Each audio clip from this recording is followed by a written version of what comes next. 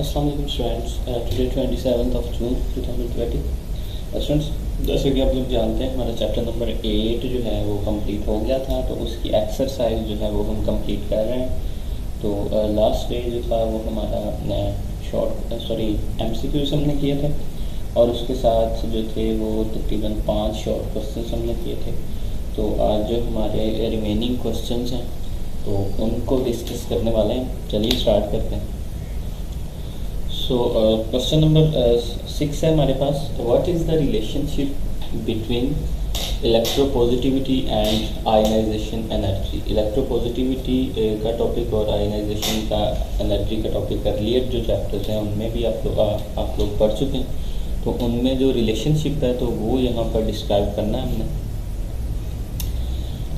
Electropositive character of elements depends upon the ionization of their atoms। यानी कि electropositive जो character है elements का वो डिपेंड किस चीज़ पे करता है? Atom ionisation energy of their atoms, यानी कि उनके जो एटम्स हैं उनकी आयनाइजेशन एनर्जी पे। Atoms having high ionization energy are less electropositive. वो एटम्स जिनकी आयनाइजेशन एनर्जी हाई होगी तो वो लेस इलेक्ट्रोपॉजिटिव होंगे और शोज लेस मेटेलिक करेक्टर, या फिर वो लेस मेटेलिक करेक्टर वो शो करेंगे। So small size atoms with high nuclear charge है, high ionization energy and low electropositive characters. ठीक है। In the periodic table each period is begins with alkali metals. The atoms of alkali metals have the largest atomic size and lowest ionization energy in their respective periods. That is why alkali metals have the highest metallic characters। ये था हमारे पास question number 6। Next question number 7 जो है उसकी statement हमारे पास ये आपकी बुक पे जो लिखी हुई है, why electropositivity decreases from left to right in the period. तो इलेक्ट्रोपॉजिटिविटी जो है उसका जो है कैरेक्टर वो हमने यहाँ पर बताना है across the period. So electropositivity characters in periods वो क्या है? Electropositive character decreases across the period from left to right. अगर हम लेफ्ट टू राइट मूव करें अक्रॉस द पीरियड, जो इलेक्ट्रोपॉजिटिव कैरेक्टर है वो डिक्रीज करता है in a period, in a periodic table. ठीक है। और अक्रॉस द पीरियड, ठीक है। पीरियड्स आपको पता है जब हम लेफ्ट टू राइट मूव करते हैं और उनकी टोटल जो तादाद है वो 7 है। ठीक है।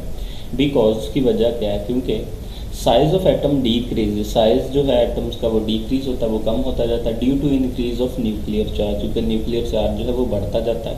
It means elements in the start of a period are more metallic. जो पीरियड के स्टार्ट में एलिमेंट्स हैं वो ज़्यादा मेटेलिक होते हैं। This character decreases as we move from left to right along the period।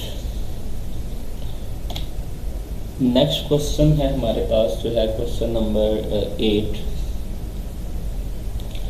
How electropositivity depends upon the size and nuclear charge of an atom. जो electropositivity है वो एटम की वो कैसे डिपेंड करती है साइज और न्यूक्लियर चार्ज ऑफ एटम पे। जो इलेक्ट्रोपॉजिटिविटी है वो कैसे, यानी कि किस तरह हम बताएंगे कि वो डिपेंड करती है साइज और nuclear charge of the atom. Electropositivity is the tendency of an atom to give up its valence electrons when the size of atom is large and the valence shell electrons feel less nuclear charge of the nucleus. यानी कि electropositivity के बारे में वैसे तो आप लोग पढ़ चुके हैं, लेकिन यहाँ पर मैं आपको थोड़ा ये बता दूं कि इलेक्ट्रोपॉजिटिविटी वो करेक्टर है, is the tendency of an atom. किसी भी जो एटम की सलाहियत कि वो अपना जो वैलेंस शेल का इलेक्ट्रॉन है, यानी कि आउटर मोस्ट शेल में, आखिरी शेल में उसका जो इलेक्ट्रॉन है उसके वो जो है डोनेट करने की ability. When the size of atom is large, जब एटम का साइज जो है वो बहुत बड़ा हो, and the valence shell electron feel less nuclear charge. जैसे जैसे नंबर ऑफ शेल्स बढ़ते जाते हैं तो जो न्यूक्लियस की जो अट्रैक्शन होती है वो कम होती जाती है। जितना वो न्यूक्लियस से जो है वो शेल दूर होगा उसमें जो इलेक्ट्रॉन्स होंगे तो उनसे अट्रैक्शन कम होगी न्यूक्लियस की, इस वजह से। Then the electropositivity of that atoms increases on the other hand.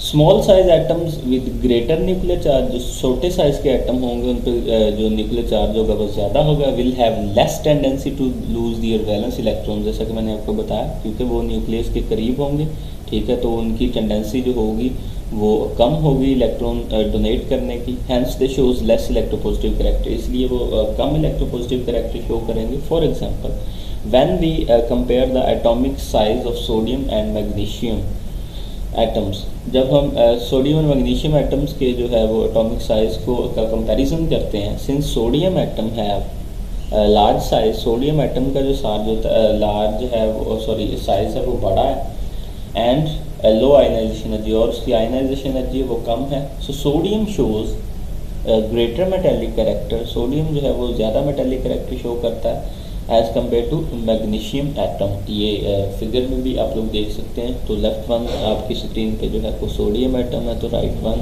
तो यहाँ पे जो सोडियम एटम है 3s1 इलेक्ट्रॉन, तो यहाँ पर जो है वो 3s2 इलेक्ट्रॉन कन्फिग्रेशन है, हैविंग एटॉमिक साइज जो है 186 picometer and ionization energy 496 kilo joule per mole, ठीक है, सोडियम और मैग्नीशियम एटम है यहाँ पर, तो ये आप लोग देख सकते हैं यहाँ पर।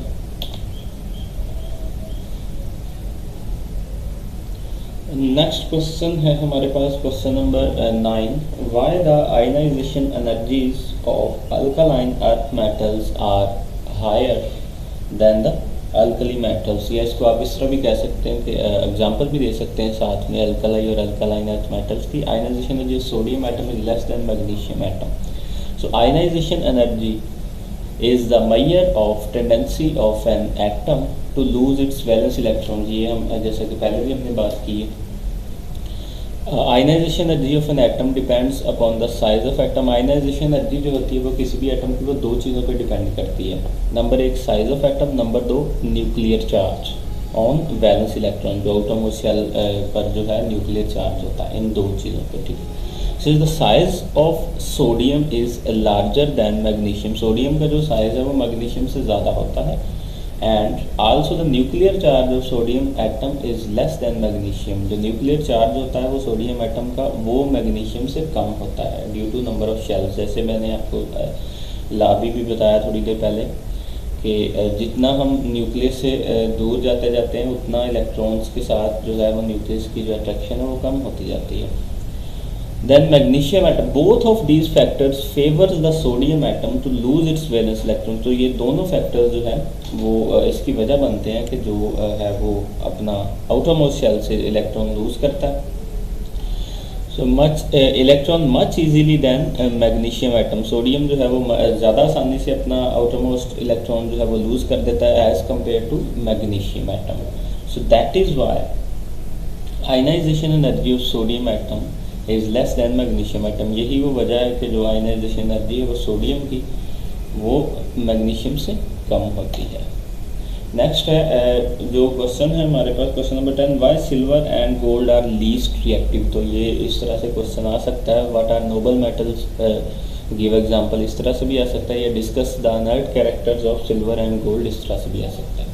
तो इसका आंसर है ट्रांजिशन एलिमेंट्स और डी ब्लॉक एलिमेंट्स, इनके बारे में आप लोग पढ़ चुके हैं। Of second transition series and third transition series do not give their electron easily, तो ये जो हैं डी ब्लॉक एलिमेंट्स हैं ये जो हैं ये अपने इलेक्ट्रॉन इजीली डोनेट नहीं करते to form magnesium ions, that is why their metals are much less reactive and are called noble metals, तो इस वजह से उनके जो metals हैं ये कम रिएक्टिव होते हैं और इसलिए उनको नोबल मेटल्स कहा जाता है। इसके एग्जांपल्स हैं silver, gold, platinum, palladium etcetera. So ionide character of silver and gold, silver and gold and platinum are noble metals, that means the atoms of these elements are small in size and have high nuclear charge, so it is difficult to ionize these atoms to form cation, so that is why these elements shows inert character during their chemical behavior।